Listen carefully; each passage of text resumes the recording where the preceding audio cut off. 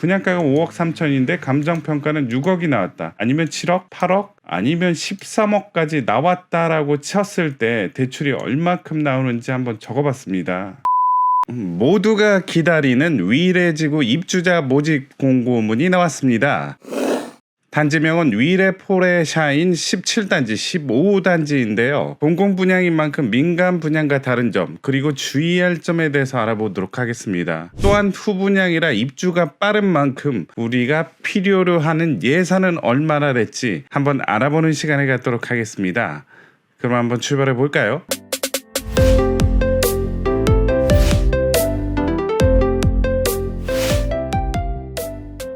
자, 이번 분양은 위례지구 A1-5, A1-12 블럭인데요. 자, 이게 A1-5 블럭 좀 규모가 크죠. 그 다음에 밑에는 A1-12 블럭입니다. 지도에서 보면 대로변에 좁혀 있는 곳이 A1-5, 그 다음에 약간 안쪽에 있는 게 A1-12 블럭이죠. 거여역과 상대적으로 가까운 데는 A1-12 블럭이다. 단지명은 1-5 같은 경우는 위례포레샤인 17단지, 그 다음에 12 블럭은 15단지로 정해졌네요. 대지 면적에 있어서는 약 3배 정도 차이가 납니다. 자, 세대수도 차이가 나죠. 1282세대, 394대에서 직접 가서 보더라도 요거는 진짜 대규모 단지로 으리으리하다라는 느낌이 들었는데, 상대적으로 이제 15단지는 그에 비해서 적은 규모다라고 할 수 있겠죠. 주택형도 A1-5가 훨씬 더 다양하게 청약을 할 수 있다는 거죠. 자, 그렇다면 분양가를 한번 봐야 되겠죠. 자, A1-5 같은 경우는 66에서 84까지 해가지고 공급 세대는 이렇게 나오고요. 평균 분양가는 5억 3천에서 6억 7,700까지 5억에서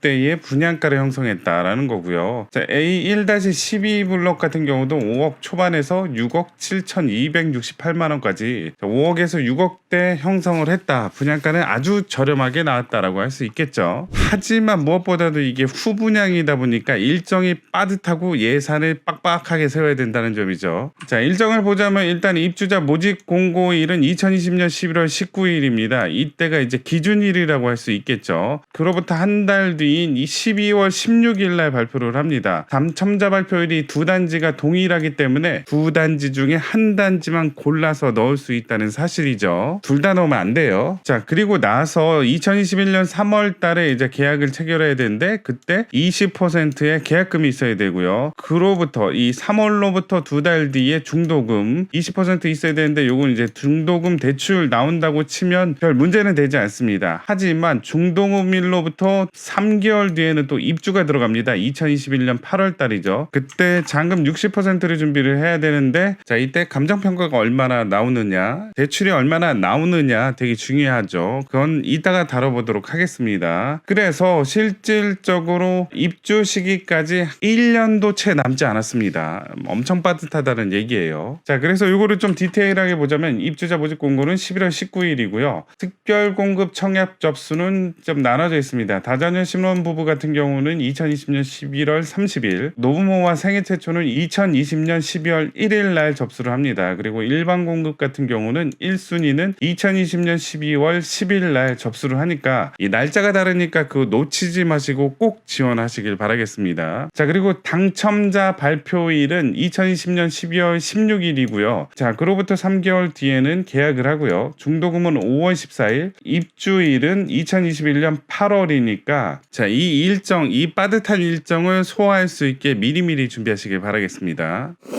분양가 상한제다 보니까 전매 제한과 입주 거주 의무가 있죠. 두 단지의 입주자로 선정되는 합격자 발표일 2020년 12월 16일로부터 자, 10년 동안은 전매 제한 기간입니다. 이때 동안은 팔지 못한다는 사실이에요. 최초 입주 가능일로부터 5년 동안 해당 주택에 계속 거주해야 됩니다. 자, 5년 동안 계속 거주해야 된다는 사실입니다. 자, 전세 놔도 되나요? 안 된다는 거죠. 자, 그리고 또 중요한 사실이 있습니다. 청약 신청은 주택형으로 구분하여 접수하며 각 주택형별 평면 유형은 청약자가 선택 변경할 수 없다. 내가 6670758084 중에 한 개의 평형대에 신청을 할 수 있는데 내가 66의 A타입, B타입, 84의 C타입, D타입 등 타입은 정할 수 없다라는 겁니다. 나중에 추첨을 통해서 무작위로 배정이 된다는 사실이죠. 자, 그리고 지역 우선 공급 비율이 있죠. 서울 2년 이상 이상 거주자에게 50%, 그 다음에 서울 2년 이하거나 수도권에 거주하시는 분들에게 50% 물량이 배정이 된다는 얘기입니다.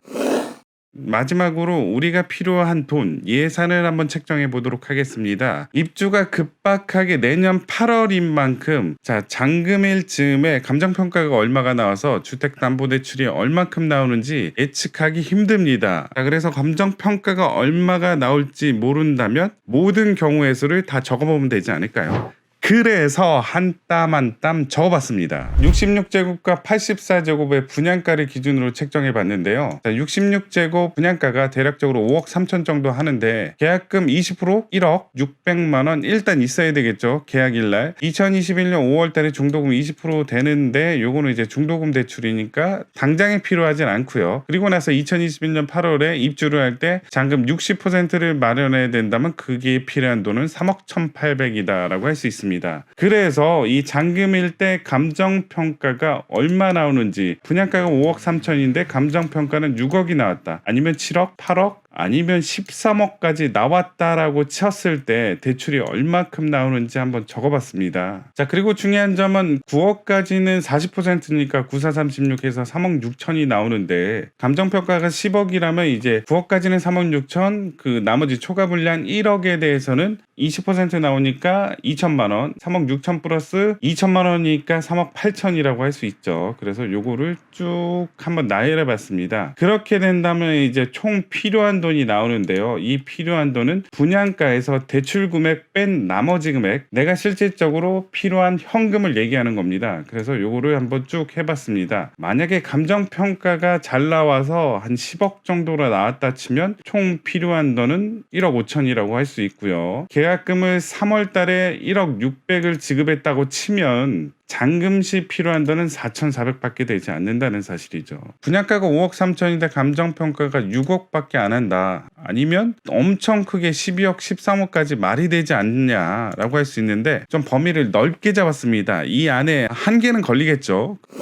자, 그렇다면 84 타입을 보자면 분양가는 약 6억 7천이고요. 계약금 20% 1억 3,400, 2021년 3월 달까지 필요하고요. 중도금 대출받고요. 잔금 60%는 이제 나머지 4억 정도 되는데, 만약에 감정평가가 그대로 나왔다, 분양가대로 나왔다 싶으면 대출은 2억 6,800 나오고 총 필요한 돈은 대출을 뺀 나머지 돈 4억 정도가 필요하다는 거고요. 만약에 좀 오버해서 14억까지 나왔다 하면은 대출은 4억 6천 나오고요. 총 필요한 돈은 대출을 뺀 나머지 2억 천이 필요하고요. 자, 계약금을 1억 3,400 냈다면 잔금 시 필요한 돈은 7,600만 원밖에 안 된다는 사실이죠. 그럴 리는 없겠지만 만약에 15억을 넘는다면 대출이 하나도 안 나오죠. 15억 초과분에 대해선. 그래서 그때는 온전한 분양가 그대로의 현금이 있어야 된다는 사실입니다. 자, 여기서 중요한 점은 추가적으로 예산이 더 든다는 거죠. 자, 취득세, 소유권 이전 등기 비용, 그 다음에 발코니 확장 비용까지 감안하셔서 좀 넉넉하게 예산을 짜시길 바라겠습니다. 하지만 아직 기간이 남아있는 만큼 열심히 일하셔서 돈 많이 버시고 투잡 뛰시고 하셔서 꼭 예산을 마련하시길 바라겠습니다. 이 영상이 마음에 드셨으면 구독, 좋아요 부탁드리겠습니다. 감사합니다. 아이고, 이거 한 땀 한 땀 평면도 짜려면 어우, 너무 힘들겠네.